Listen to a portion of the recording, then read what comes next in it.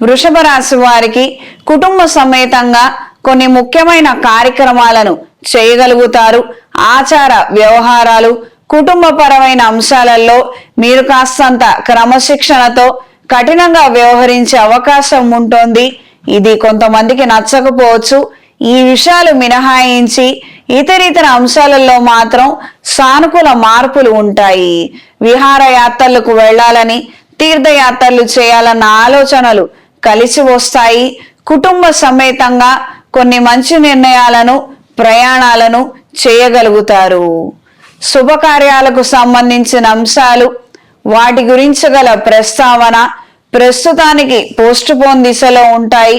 కొంతకాలం జరిగిన తర్వాత మంచి నిర్ణయం చేద్దాము అన్న నేపథ్యంలో వాతావరణం ఉంటుంది. ప్రేమించిన వ్యక్తినే పెళ్లి చేసుకోవాలన్న ఆలోచనలు, అభిప్రాయానికి రాగలుగుతారు. కుటుంబ సభ్యులతో చర్చించి మంచి నిర్ణయం తీసుకోగలుగుతారు. ఈ రాశిలో జన్మించిన స్త్రీలకు వృత్తి, ఉద్యోగ, వ్యాపారాలలో అనుకూలంగా ఉంటుంది.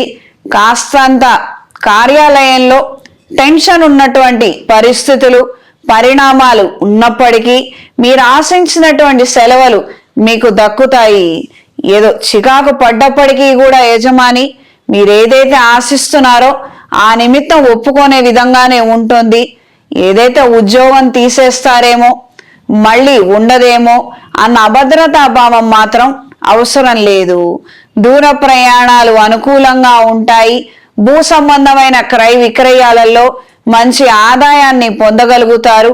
దూర ప్రాంతంలో ఉన్న స్నేహితులకు, తెలిసిన సన్నిహితులకు కొన్ని ముఖ్యమైన అంశాల గురించి చర్చించి వాళ్ళ ద్వారా పెట్టుబడులు పెట్టించాలన్న ఆలోచనలు కలిసి వస్తాయి.